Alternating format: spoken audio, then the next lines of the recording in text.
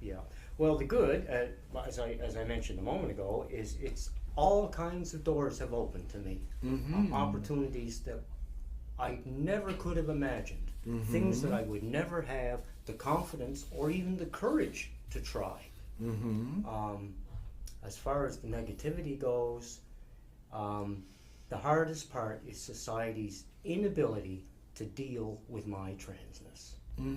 It's that I don't have a hard time. I don't have a problem. They got a problem. Now, what have been some of the good points? Like, what have been some of the positive points? How do women see you? I sometimes think maybe certain women don't like us. Generally speaking, women love me. Okay. Generally speaking, there is a certain segment of the population that has a little bit of difficulty with the whole concept. And oftentimes I find that's a result of belief systems that they may have. You know, and anybody who meets me, who spends any time with me, you know, things are great. They love it. It's okay. Well, yeah, okay. Now we get you now, girl. You know, we understand you now. You know, and they welcome me open arms. But if you know, but in the beginning, you know, if especially people with strong religious beliefs, sometimes that gets in the way, and they can't see the person. Right? Like, They- what is they your have- like? Sorry for cutting you off. That's okay. What is your what is your religion? What's your back? Like, what is? I would, I'd have to say that I'm sort of pagan. Okay. The old religions, right? The earth religions. You know? Okay. Yeah. No, I mean we all have our rights to believe in what we what Oh, we believe in, and I truly believe that. Now, in the transition process, once you decided, did you go to a doctor and like just explain to us the process of you deciding to take hormones, see a doctor, and what was the experience like on that? I mean, just so we can educate maybe some people out there in a small town or just anywhere that might be feeling like they're different. Yeah. It was, I'm an older woman, and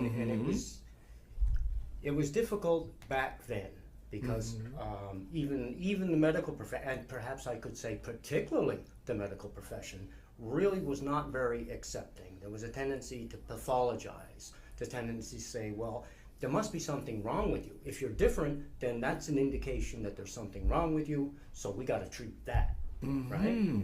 That made it difficult. It's different now. Things are changing. It's much easier. Society in general and the medical profession in particular is much more supportive. Okay. Okay. In those days, you pretty well had to work it out by yourself, right?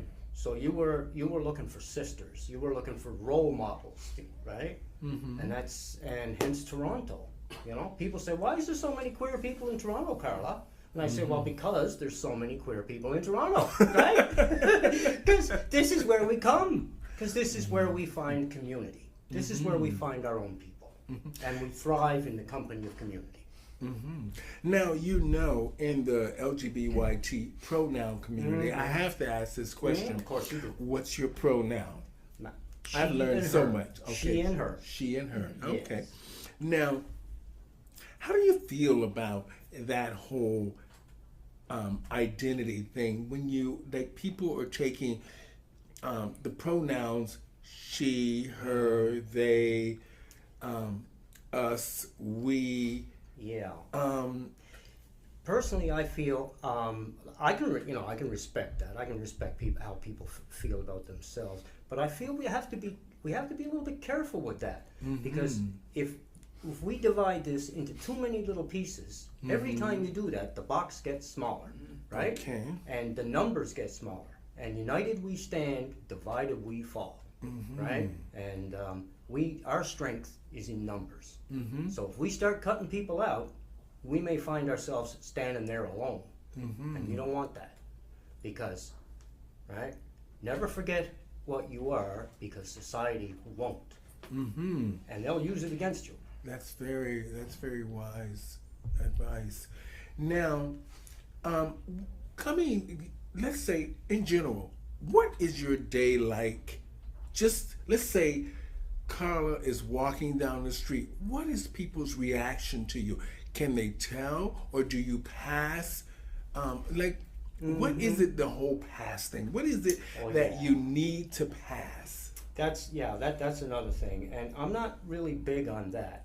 I pass as a trans woman. That's the identity I claim. I claim a trans woman. I'm not trying to be anything else. I'm not trying to take anybody's place. I'm not trying to occupy anybody's space.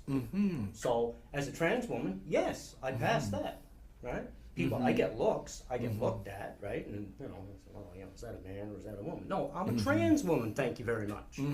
Now, now that you said that, what kind of men are attracted that you are attracted to that you think are attracted to you?